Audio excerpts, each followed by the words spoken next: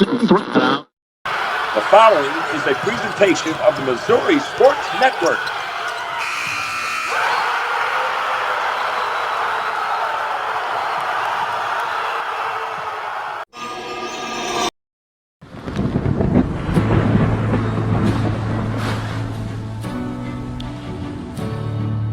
I couldn't ask for a better agent, for a better company in a time like this, in a disaster where you have no idea where to start.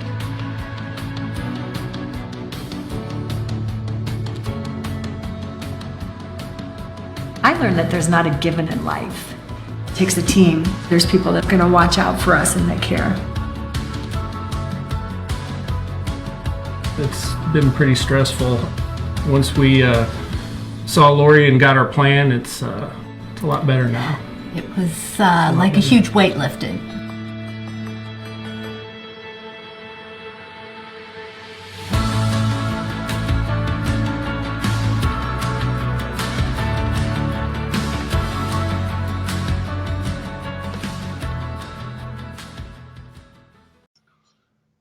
Hello, sports fans, and welcome to Missouri Sports Network, MissouriSportsNetwork.com, where everyone has a home field advantage.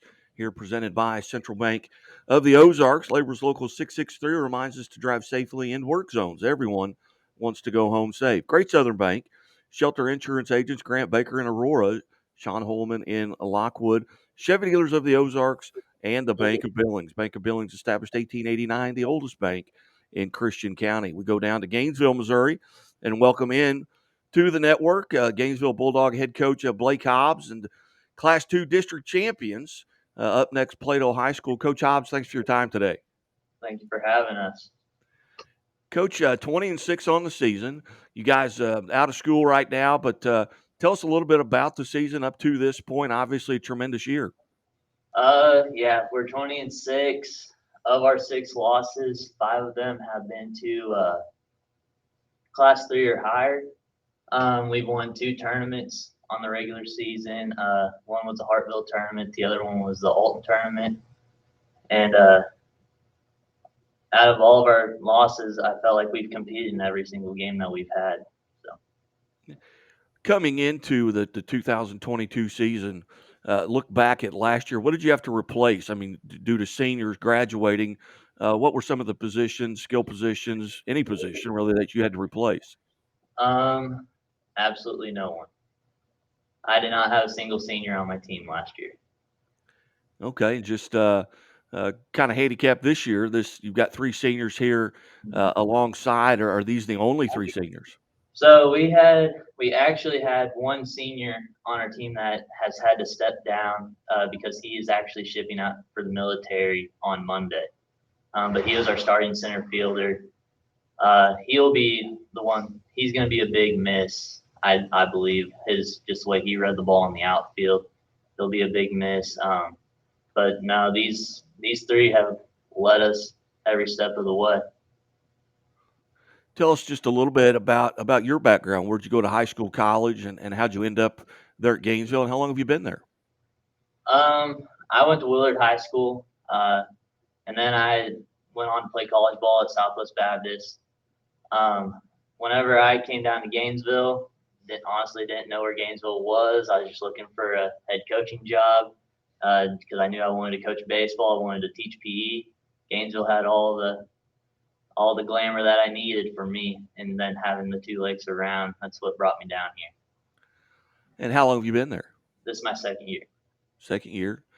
Okay, well, very good. Well, Coach, before we talk about Plato coming up, you got 3 seniors there alongside, and we'll start with the guy right there to your left, I believe, Bryce Hambleton. Bryce, how are you today? Pretty good. How are you? I'm good, thank you. Tell us a little bit about what position or positions you play and what your roles and responsibilities are.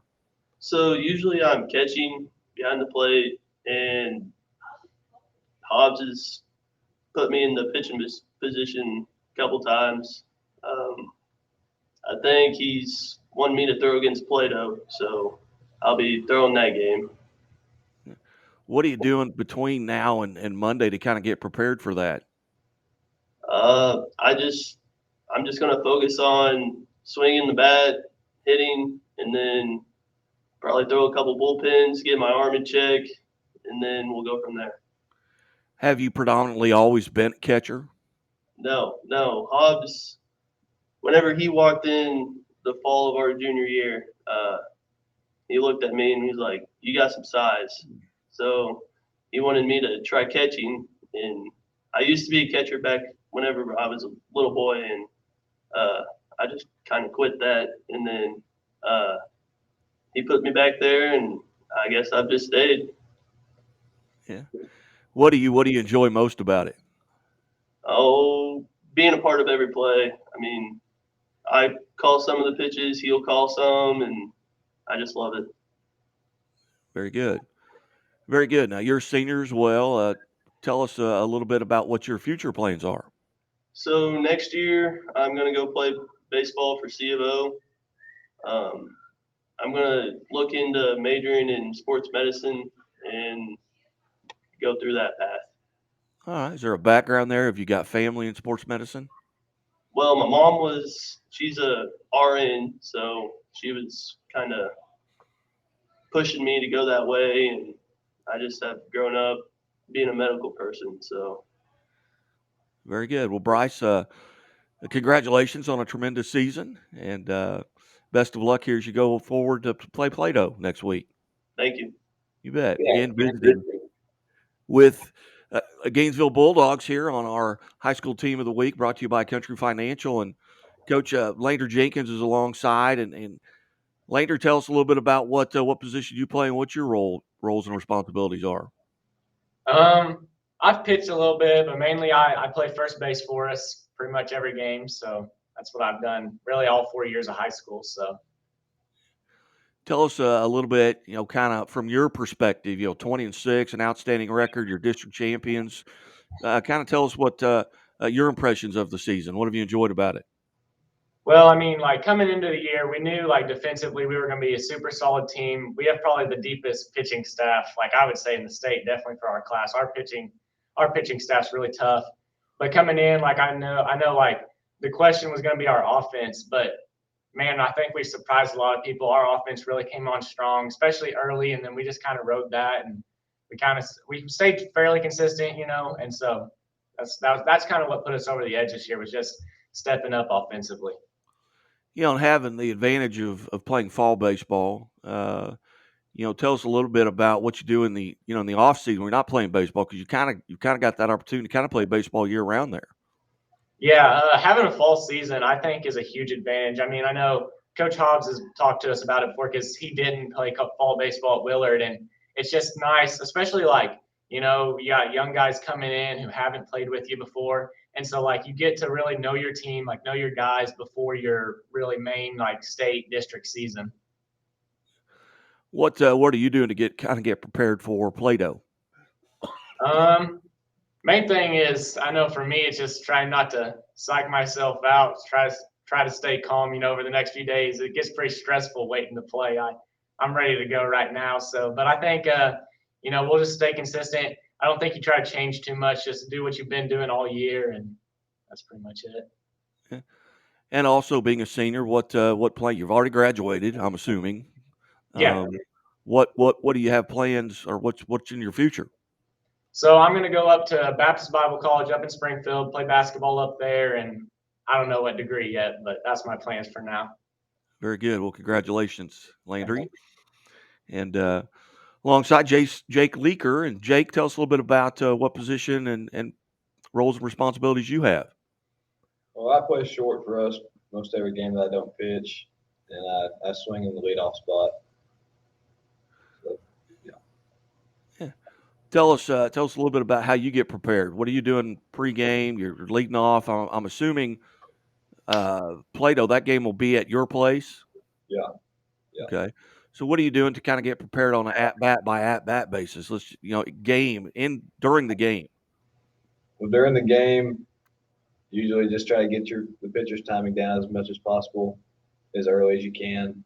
Try to see as many pitches on the on-deck circle as you can.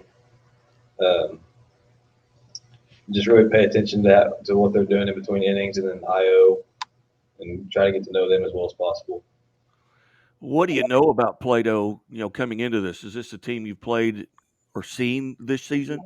No, we haven't seen them. At least I haven't seen them play. But they don't have a great record, but they're pretty hot right now. It looks like they've scored like 10 runs in their past like 4 or 5 games or something. So they're swinging it well, and we're not going to be able to just overlook them. As you look back, coming into this season, obviously with not losing anyone to graduation, you've got everybody coming back. What were your expectations coming into the 2022 season? Nothing short of the Final Four. Very good. Very good. You guys have and anyone can answer this, maybe a rivalry there, but maybe it's within your conference, maybe it's a Hartville. Who do you guys like getting up for and getting ready to play? I really hate Norwood. Yeah. I'm sorry, who? Norwood. Oh, Norwood. Yeah.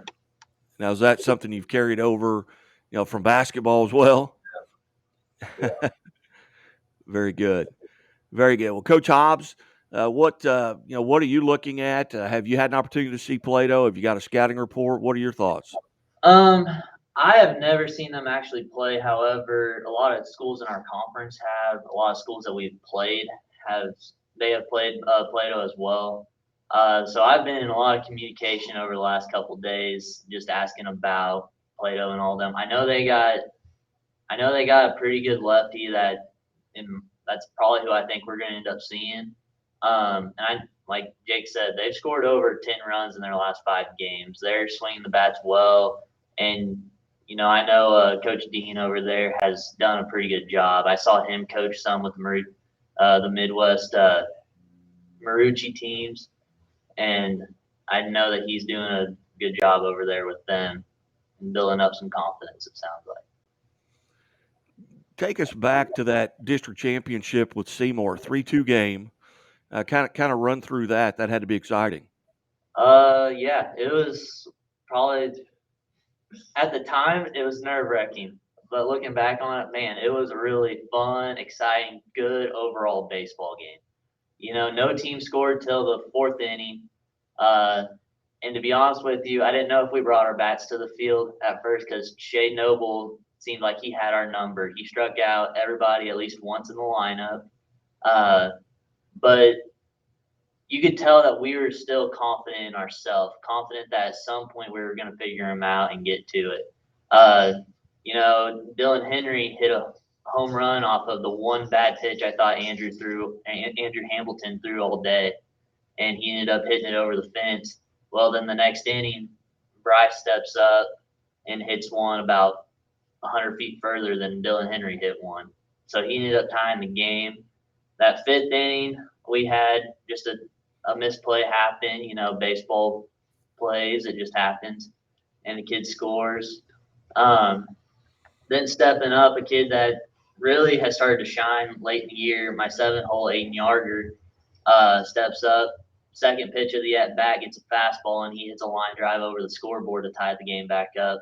And then Wyatt Alms, who hit the game-winning home run off Seymour last year, stepped up and hit a hard ground ball at third, hustled down the line. Kid pulled off. He was safe, and then an overthrow on a back pick. He ended up getting to third, wild throw from third, scored, and that's how our runs came along. And then I put Jake on the mound, put my senior leader on the mound, and he shut him down from there. It was talk about just execution and never dying. Now, going into this game with Plato, with the pitch counts, and obviously they've been around 4 or 5 years now. Will everybody be eligible to throw have you had enough time off? Yes, sir. Yep. So that's one thing I feel like with our team though, we're actually able to, I don't really have to look too much into with the pitch counts because we talked about pitching depth. I mean, I'm saying Bryce is on the mound, but I was factoring in about two, 3 other guys without even need to worry about Jake or my other starter, Andrew Hamilton. So it's the pitch counts. The pitch counts to me don't really worry too much, but if they throw over 75 pitches, I think that was the right number off the top of my head. They have to rest 4 days, so everybody's going to be good no matter what. Very good, and you've got you've got another senior that has helped you guys get to this point. You might talk a little bit about him and the decision that he's made. So Diamond Van Efferen, he was our other senior. He was our starting center fielder, batting ninth for us. Not your typical 9-hole because he was batting over almost 340. But he's one of those that I could trust to get on base, work the count, because I got a 540 hitter coming up behind him ready to hit after he hits.